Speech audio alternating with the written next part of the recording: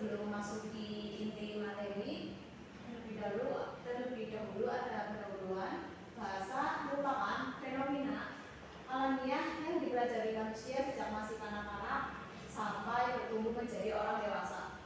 Belajar bahasa sama dengan belajar simbol-simbol untuk berkomunikasi, dan simbol-simbol itu ditampilkan dalam suara atau isyarat demi memudahkan orang lain memahami apa yang kita maksudkan. Spesifiknya, perkembangan kemampuan berbicara dan berbahasa menjadi faktor utama dalam menentukan kesuksesan seseorang, termasuk anak atau peserta didik. Perkembangan bahasa anak dipengaruhi oleh beberapa faktor. Di antaranya ada faktor biologis, lingkungan, sosial, kognitif, dan budaya.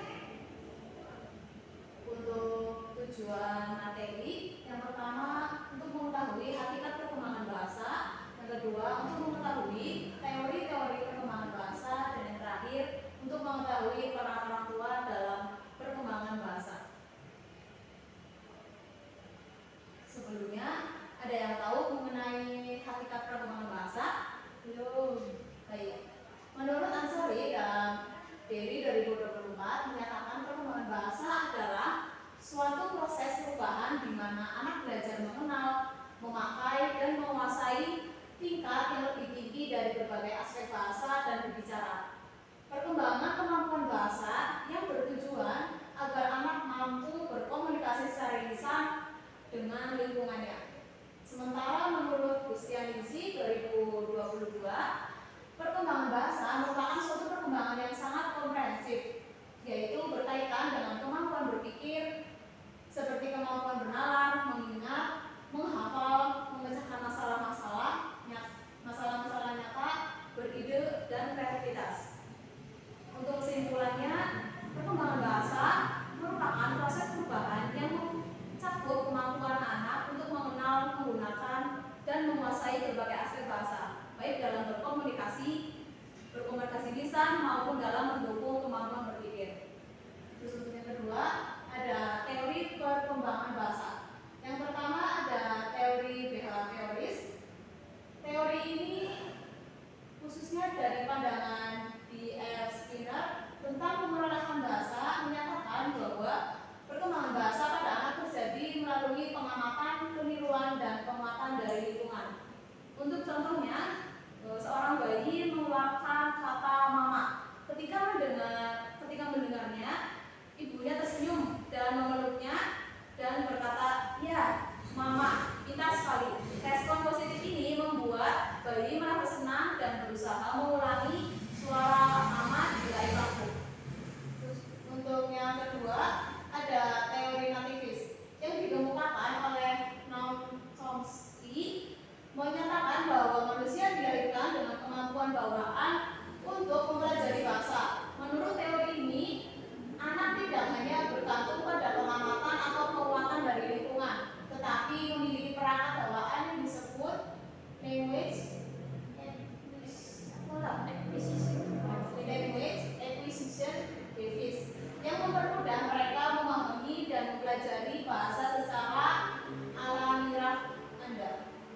Terus untuk contohnya, yaitu bayi yang lahir di Indonesia akan belajar bahasa Indonesia, sementara bayi yang terlahir di Jepang akan belajar bahasa Jepang tanpa memerlukan instruksi formal. Hal ini menunjukkan bahwa anak secara alami mampu menyerap bahasa yang digunakan di sekitarnya. Terus yang ketiga ada teori kognitif. Teori yang dikemukakan oleh Jean Piaget menekankan bahwa perkembangan bahasa anak sangat bergantung pada perkembangan kognitif mereka yang lebih luas. Piaget berpendapat bahwa anak-anak memahami dunia dan belajar bahasa melalui proses mental tertentu yang disebut asimilasi dan investasi.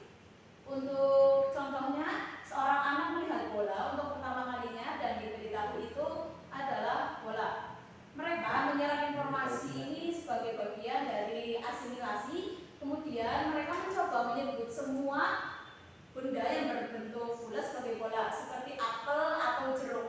Setelah orang tua menjelaskan perbedaan antara bola dan apel, anak-anak menyesuaikan pemahamannya melalui ulasan dan mulai menggunakan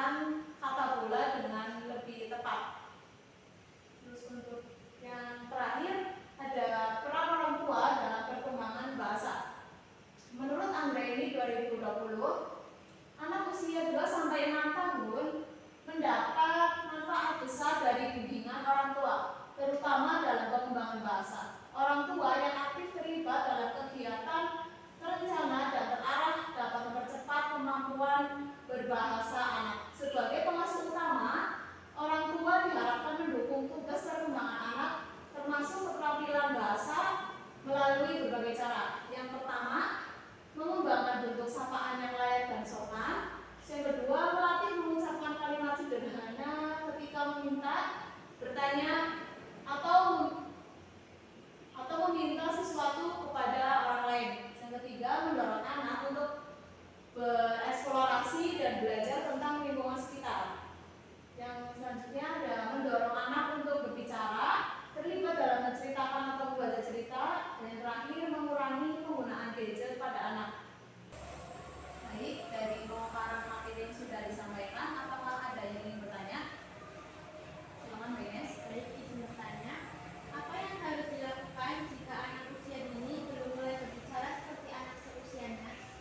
Terima kasih, akan saya jawab. Jika anak usia dini belum mulai berbicara seperti anak seusianya, orang tua sebaiknya tidak panik, tetapi segera mengambil langkah-langkah untuk mendukung perkembangan bahasa anak seperti memberikan stimulus bahasa yang intensif, menggunakan metode permainan, berbicara perlahan dan jelas, mengurangi gangguan pada gadget, konsultasikan dengan ahli, melibatkan anak dalam rutinitas sehari-hari, dan menggunakan media baru. Bagaimana Mbak Ines? Baik, untuk kesimpulannya, perkembangan bahasa anak merupakan proses penting yang dipengaruhi oleh bimbingan, interaksi, dan lingkungan. Keterlibatan aktif orang tua dalam mendukung pembelajaran bahasa secara terarah dapat mempercepat kemampuan anak dan membantu mereka mencapai tugas perkembangan. Terdapat beberapa teori yang berhubungan dengan perkembangan bahasa, yaitu teori behavioris, nativis, dan kognitif. Serta peran orang tua sangat penting bagi perkembangan bahasa dikarenakan dekat dengan kehidupan anak-anaknya. Mungkin cukup sekian materi yang dapat saya sampaikan. Kurang lebihnya saya mohon maaf. Wassalamualaikum warahmatullahi wabarakatuh.